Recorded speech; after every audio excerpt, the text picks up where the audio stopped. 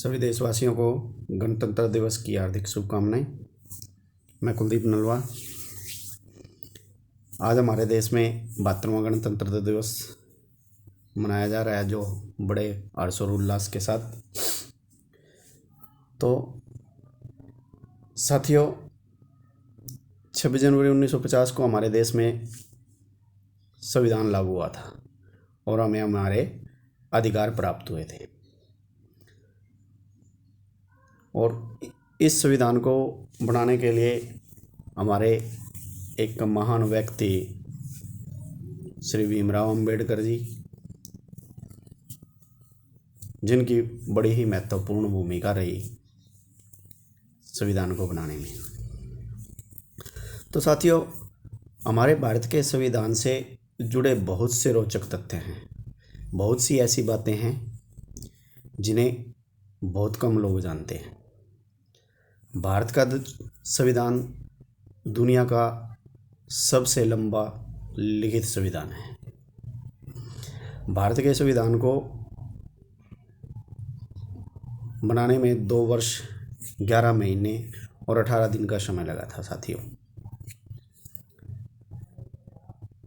वैसे तो भारत का संविधान बहुत समय पहले बनाना प्रारंभ हो गया था।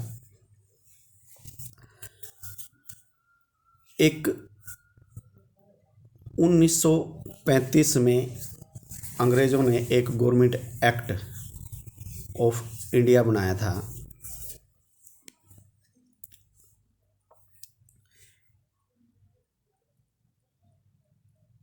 और इस यानी कि ये जो 1935 जो अधिनियम था, ये बहुत ही लंबा था।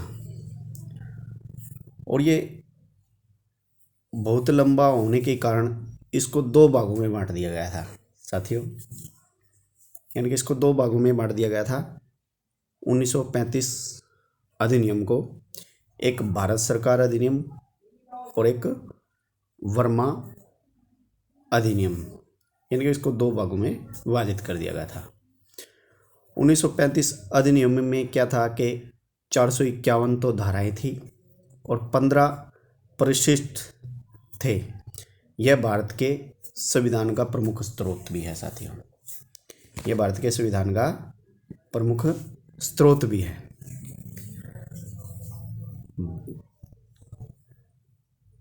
प्रमुख स्रोत भी है। भारत अधिनियम 1935 में अंतर्वरिष्ठ अनुदेश पत्र को वर्ष 1950 में भारत के संविधान में समाविष्ट कर दिया गया था।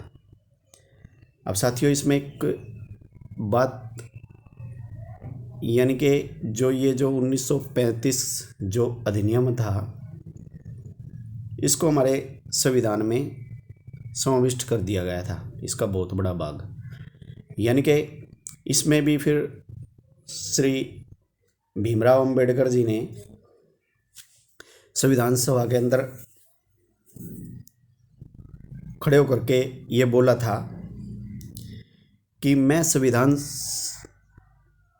सभा में, उन्होंने क्या कहा कि मैं इस आरोप के संबंध में कोई क्षमा नहीं मांगना चाहता हूं कि संविधान के प्रारूप से गवर्नमेंट ऑफ इंडिया एक्ट 1935 के एक बड़े भाग को पुनः उत्पादित कर दिया गया है। यानी कि साथियों, कि बाबा साहब भीमराव अंबेडकर ने ये कहा कि मुझे इसमें क्षमा मांगने की कोई ज़रूरत नहीं है, क्योंकि मैंने 1935 जो अधिनियम था, जो अंग्रेज़ों द्वारा बनाया गया था, तो उसके एक बहुत बड़े भाग को भारत के संविधान में स्थापित कर दिया है। तो अब इसमें 1935 जो अधिनियम था, गवर्नमेंट ऑफ इंडिया एक्ट 1935, यानी कि भारत के संविधान में उसमें से क्या क्या लिया गया। अब साथियों, इस पर भी हम एक नज़र डालेंगे कि इसमें क्या क्या था। संघीय व्यवस्था, राज्यपाल का कार्यकाल, न्यायपालिका का ढांचा, आपातकालीन उपबंध, लोक सेवा आयोग, शक्तियों के वितरण की 3 सूचियां शामिल की गई। तो साथियों ये जो था ये 1935 अधिनियम से हमारे संविधान में जोड़ा गया था। भारत के और इसके साथ ही साथ भारत का जो संविधान जो बनाया गया था वो 10 देशों के संविधानों से भी कुछ प्रमुख बातें तथ्य को लेकर बनाया गया था। वो कौन कौन सी बातें हैं, किस किस देश से क्या क्या लिया गया, थोड़ा सा इसके बारे में भी हम जानेंगे। पहले तो है संयुक्त राज्य अमेरिका। तो साथियों संयुक्त राज्य अमेरिका से क्या लिया गया? मौलिक अधिकार, न्यायिक पूर्वावलोकन, संविधान की सर्वोच्चता, न्यायपालिका की स्वतंत्रता, निर्वाचित राष्ट्रपति व उपराष्ट्रपति। ये दोस्तों संयुक्त राज्य अमेरिका के संविधान से लिया गया है। फिर आ जाता है ब्रिटेन। ब्रिटेन से क्या लिया है दोस्तों?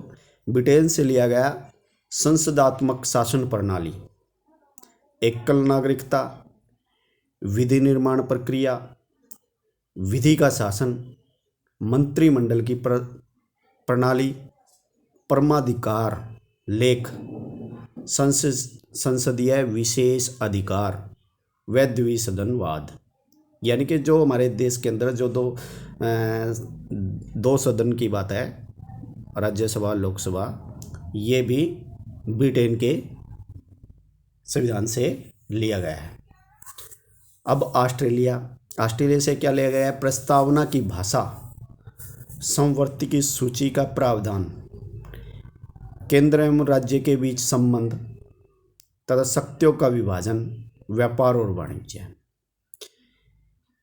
यानी कि ऑस्ट्रेलिया से हमारी जो प्रस्तावना की जो भाषा है वो भी ऑस्ट्रेलिया से ली गई है। और भाई केंद्र और राज्य के बीच में क्या संबंध होगा और उनकी शक्तियों का विभाजन भी, उनकी क्या क्या शक्ति, केंद्र की क्या शक्तियाँ होंगी और राज्य की क्या शक्तियाँ होंगी, और व्यापार व वाणिज्य, ये सब ऑस्ट्रेलिया से लिया गया है, ऑस्ट्रेलिया के संविधान से। आयरलैंड, अब आ गया आयरलैंड से क्या लिया है? नीति निदेशक सिद्धांत, राष्ट्रपति निर्वाचक मंडल की व्यवस्था।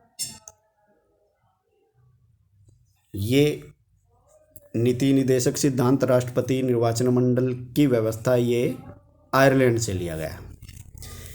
जर्मनी के संविधान से क्या लिया गया? हमारे संविधान के अंदर जर्मनी से लिया गया आपातकाल के प्रवर्तन के दौरान राष्ट्रपति के मौलिक अधिकार संबंधी शक्तियाँ, आपातकाल के समय मूल अधिकारों का स्थान। यानी कि राष्ट्रपति की शक्तियों का इसमें वर्णन किया गया है कि भाई जब आपातकाल देश के अंदर लग जाता है तब राष्ट्रपति की क्या शक्तियाँ होंगी। ये सब जर्मनी से लिया गया है। फिर कनाडा से क्या लिया गया? फिर आ गया कनाडा से क्या लिया गया? संघात्मक विशेषताएं, विशिष्ट शक्तियां केंद्र के पास, केंद्र द्वारा राज्य के राज्यपाल की नियुक्ति और उच्चतम न्यायालय का परामर्श व न्याय निर्णय। यानी कि राज्यपाल की जो नियुक्ति होती है और उच्चतम न्यायालय का जो परामर्श, न्याय व निर्णय होता है, वो कनाडा से लिया गया है।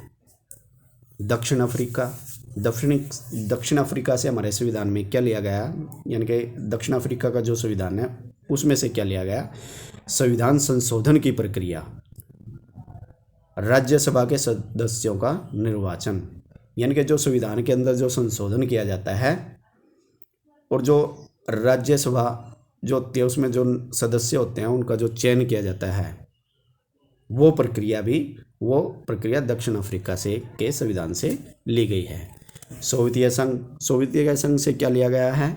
मौलिक कर्तव्यों का प्रावधान, मूल कर्तव्यों और प्रस्तावना के न्याय। जापान से क्या लिया गया है?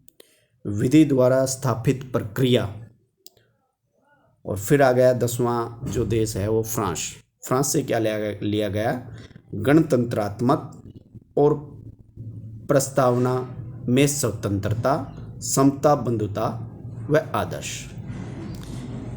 यानी कि साथियों ये जो हमारा संविधान जब इतना लिखित लंबा, यानी कि पूरे विश्व का सबसे लंबा लिखित संविधान है, तो उसका कारण यही रहा क्योंकि इसमें सबसे पहले तो जो भारत में जो जब अंग्रेज़ों का शासन था, उन्होंने 1935 में एक एक्ट बनाया था। वो एक किस्म से वो एक भारत के लिए संविधान का ही निर्माण किया गया था, जिसमें 451 धाराएं थी और 15 परिशिष्ट थे। तो उस 1935 अधिनियम का बहुत बड़ा भाग हमारे संविधान के अंदर जोड़ दिया गया। और फिर ये जो हमारे ये जो 10 देश हैं, इन 10 देशों के संविधान से भी कुछ प्रमुख जो बातें थी, जो उपयोगी बातें थी, वो हमारे संविधान में जुड़ती चलेगी। और इसीलिए हमारा देश का संविधान लंबा हो गया, इसीलिए वो विश्व का सबसे लंबा संविधान है। तो साथियों, हमारे संविधान से जुड़ी हुई बहुत सारी रोचक बातें हैं। तो मैं आज सिर्फ अपनी इतनी सी बातों पर ही अपना विराम दूंगा दोस्तों। अपनी नई वीडियो फिर दोबारा से मैं अपनी नई वीडियो कुछ रोचक तथ्यों के साथ, संविधान से जुड़ी कुछ रोचक तथ्यों के साथ मैं फिर आप लोगों के सामने पेश होऊंगा। इसीलिए सभी को दोबारा से गणतंत्र दिवस की हार्दिक शुभकामनाएं। वंदे मातरम। जय हिंद।